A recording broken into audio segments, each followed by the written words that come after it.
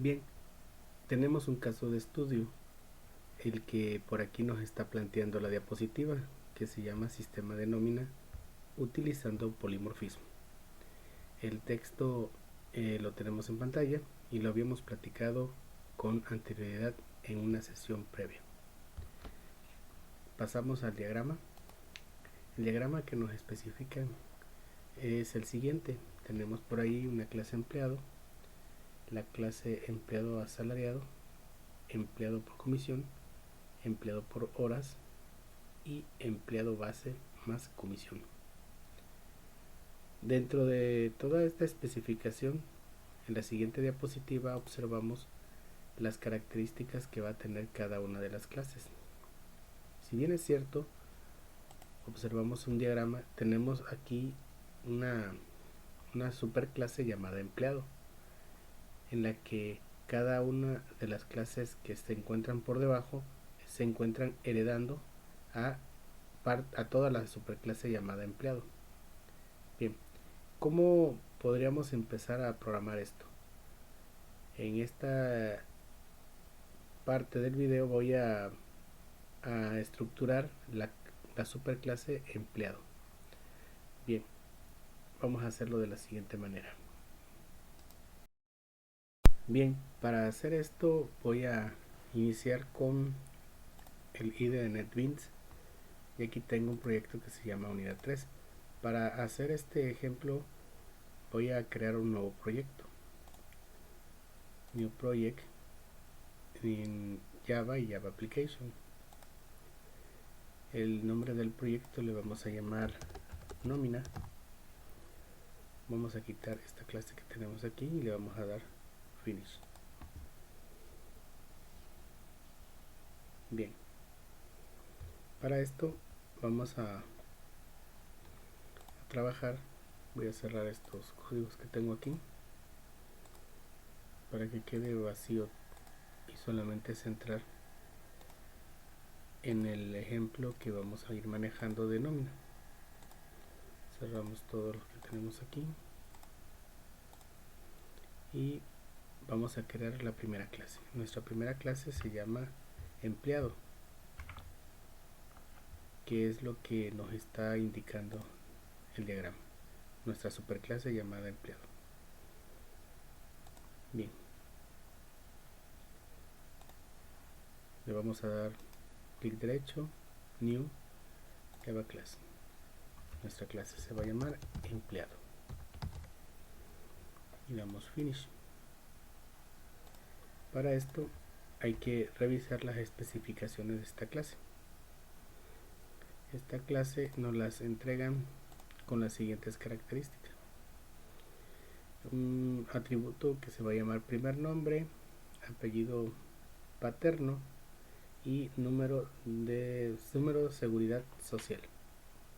Bien, vamos a crear estos atributos dentro de la clase. Entonces nuestro primer dato sería manejarlo como private string primer nombre. Nuestro primer atributo. El otro atributo que teníamos por aquí era el de apellido paterno, ¿sí?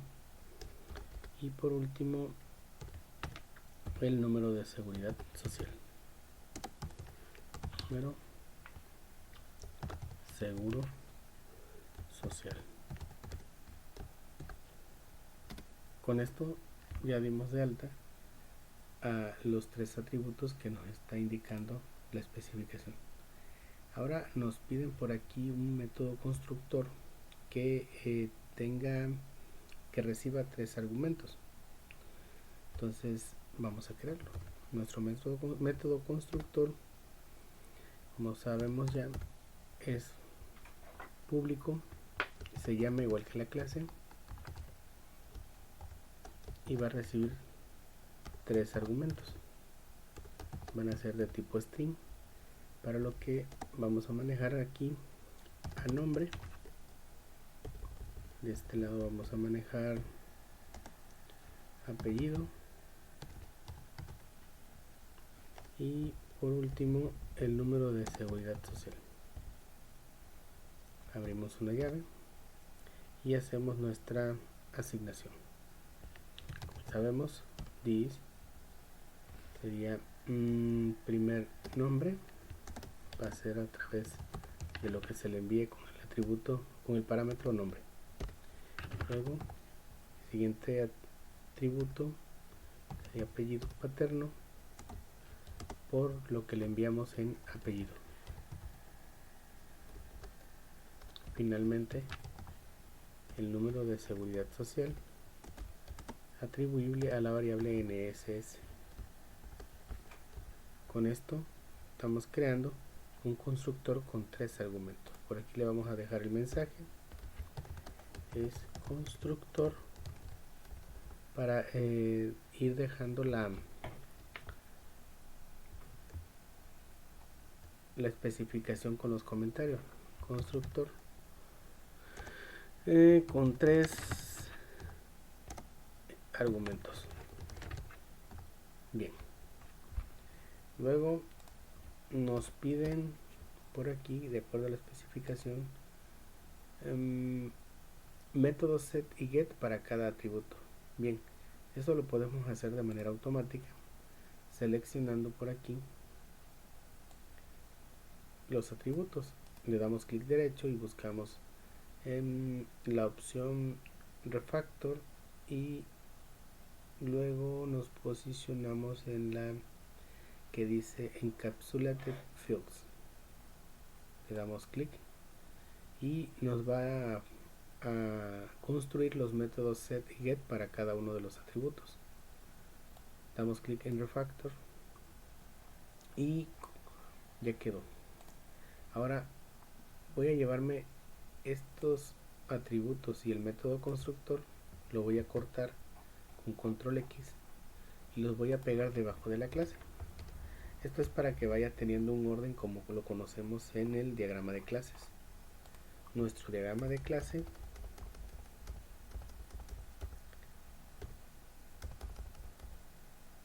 tiene 3 apartados, sabemos. El nombre de la clase, el siguiente apartado son los atributos y en el apartado final vienen los métodos. Aquí tenemos los métodos y con esto ya terminamos nuestra primera parte con lo que nos está especificando la clase empleado. Aquí nos piden un método abstracto ingresos. ¿Por qué nos piden un método abstracto aquí? Y es una parte que va a quedar explicado por la siguiente manera. Todos los empleados en una nómina saben que tienen un método para calcular ingresos, pero hasta este momento no tenemos la información exacta de cómo se va a calcular ese ingreso, por lo que es necesario manejar un método abstracto para que cuando se empiecen a hacer las herencias, la implementación del método ingresos se haga con base a la clase concreta, porque hasta este momento empleado para nosotros sería una clase abstracta, por lo que si la consideramos también como una clase abstracta y un método abstracto, lo que vamos a implementar aquí es colocar la palabra public abstract class. Empleado es una clase pública abstracta y va a tener también un método abstracto. Ese método abstracto es algo que no sabemos cómo se va a implementar, solamente sabemos que se va a implementar. ¿Por qué? Como les decía al principio, hasta este momento no sabemos cómo se calcularía el sueldo de un empleado, porque estamos en un nivel muy superior. Tenemos que ir bajando de nivel para ir conociendo en la siguiente escala cómo sería el cálculo para un empleado, como lo muestra el diagrama. El diagrama nos muestra que la superclase llamada empleado, ¿sí?, es la base de todo el sistema que tenemos aquí para controlar la nómina. Entonces, cuando se conozca cómo se calcula el empleado asalariado, es cuando vamos a implementar el código correspondiente para el método abstracto llamado ingresos. Bien, para esto vamos a colocar un método público abstract y va a retornar un valor de tipo double porque va a regresar una cantidad que va a ser lo que denotaría el sueldo del empleado, ¿sí? Y se llama ingresos. Ponemos paréntesis y colocamos punto y coma. Si este método se fuese a codificar, colocaríamos una llave que abre y una llave que cierra. Quitaríamos el punto y coma. Pero como este método hasta este momento no lleva código, no tiene una interpretación codificada, se deja indicado. Entonces se queda con punto y coma. Otro método que vamos a implementar aquí es el método toString. Todas las clases, les había comentado, todas las clases que se crean en Java heredan de manera implícita, heredan de Object, que es la clase base de Java. Entonces, Object nos presenta o nos permite utilizar el método toString. El método toString va a devolver la representación en string, o sea, una cadena de caracteres de cada objeto al que se le esté invocando. ¿Sí? En este caso sería el toString para la clase empleado. Y es muy sencillo. Simplemente hay que colocar el método público que devuelva una cadena, un string, y el método se llama toString. ¿Sí? No va a recibir argumentos y vamos a empezar a codificarlo. ¿Sí? Y para este caso lo que va a hacer toString es retornar un string, pero aquí vamos a utilizar la clase string y el método abstracto llamado format. Y dentro de este format me dice que hay que colocar ciertos argumentos que le vamos a ir pasando. Voy a eliminar esto y ahorita les comento. Aquí entre los paréntesis voy a poner punto y coma. Entre los paréntesis voy a colocar unas comillas y voy a manejar %s, ¿sí? %s,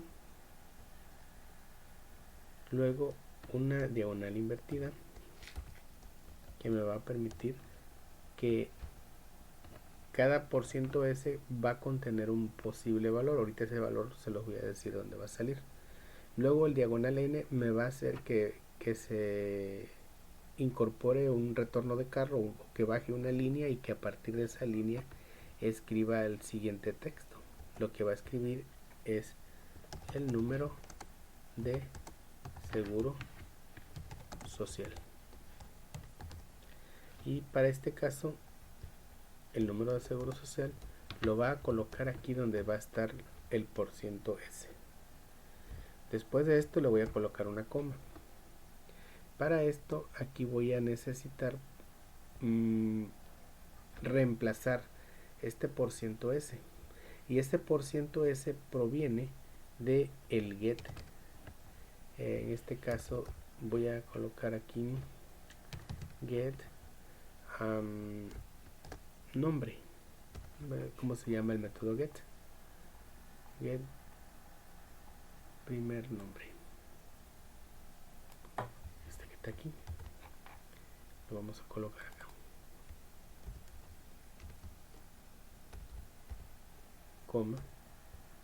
Vamos a colocar el siguiente método. Sería el get apellido paterno.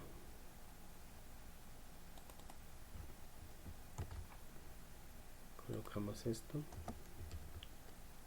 y así.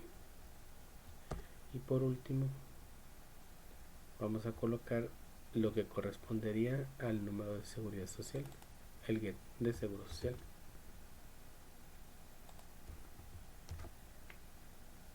Paréntesis que abren y cierran, y por último un punto y coma. ¿Sí? Aquí me indica algo. Este globito que está aquí un poquito amarillo me dice que debo de hacer mi anotación.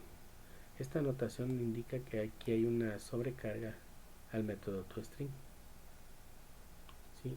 Este método toString es al que le vamos a colocar una diagonal comentario, y le vamos a colocar el texto para que se sepa qué hace. Devuelve la representación en cadena o en string de un objeto. En este caso, el objeto del que vamos a hacer referencia es el objeto empleado. Listo. Y vamos a finalizar aquí colocando fin del método toString.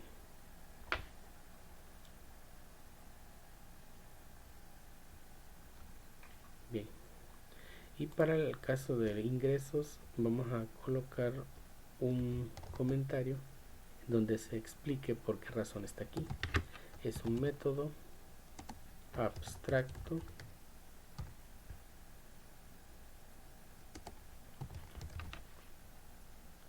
sobreescrito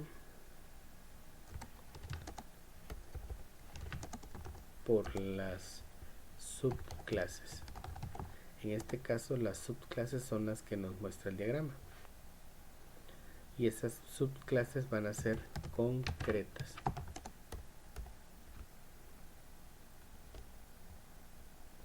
Y algo importante que debemos recalcar aquí, ¿por qué se hace esto? Es que aquí no tenemos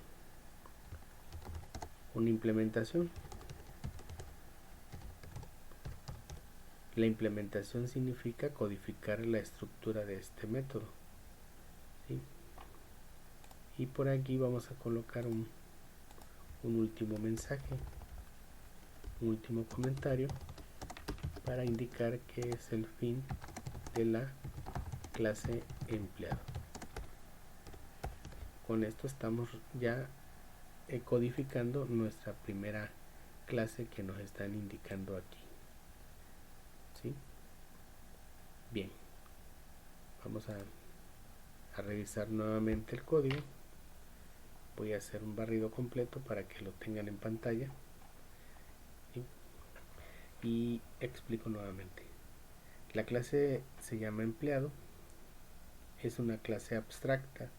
Normalmente nuestras superclases van a ser abstractas porque hasta el momento no se cuenta con información completa acerca de lo que va a realizarse. Sabemos que existe, ¿no? Pero que a partir de ella van a ir generándose las herencias a clases más concretas o a clases concretas, y en esa clase concreta es donde sí se va a conocer cómo se va a implementar cada método.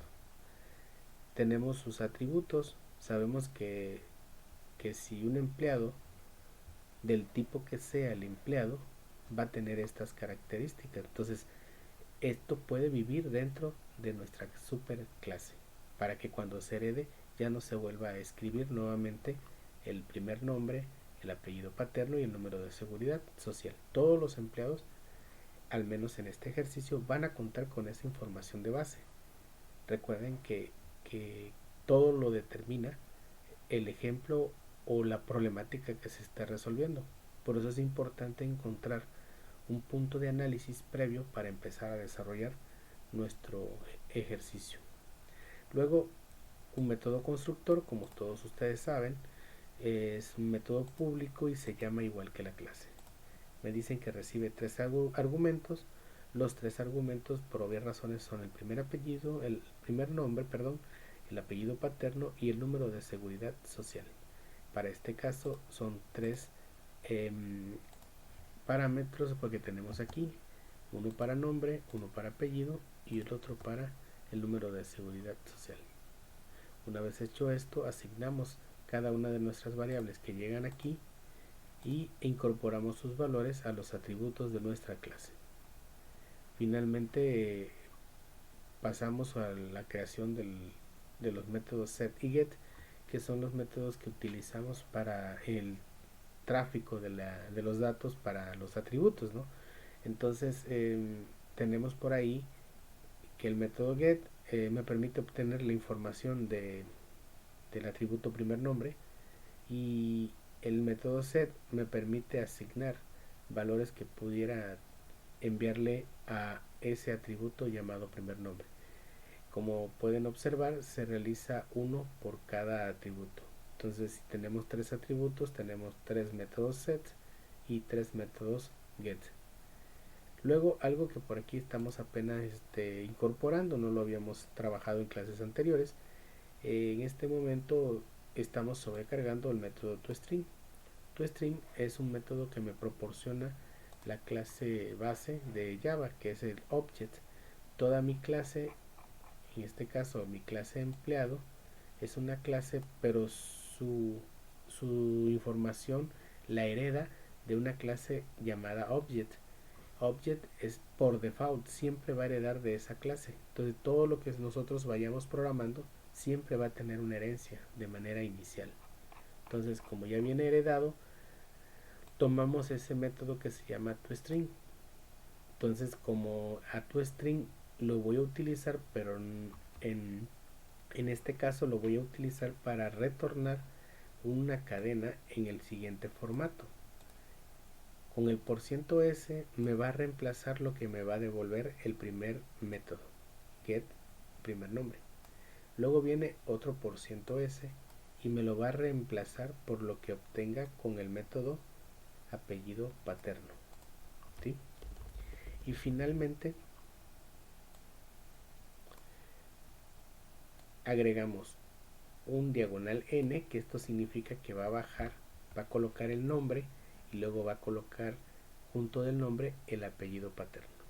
Y una vez que coloque el apellido paterno, va a bajar un renglón y va a escribir el texto, número de seguridad social, este texto que vemos aquí.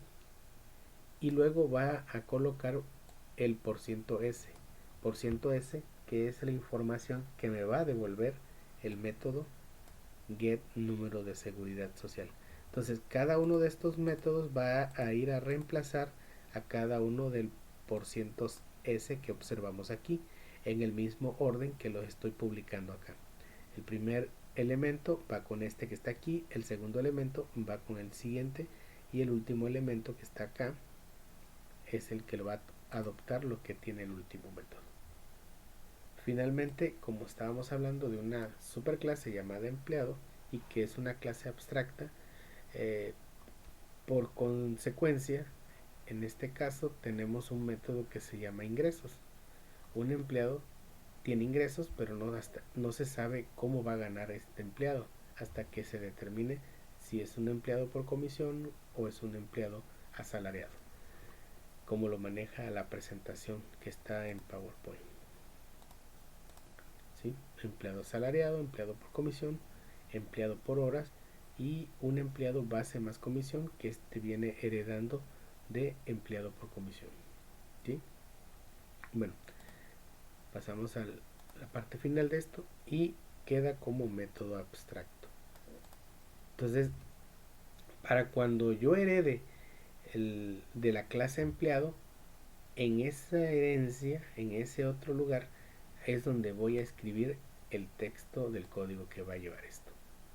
Bien, con esto queda concluido la primera clase, la superclase llamada empleado.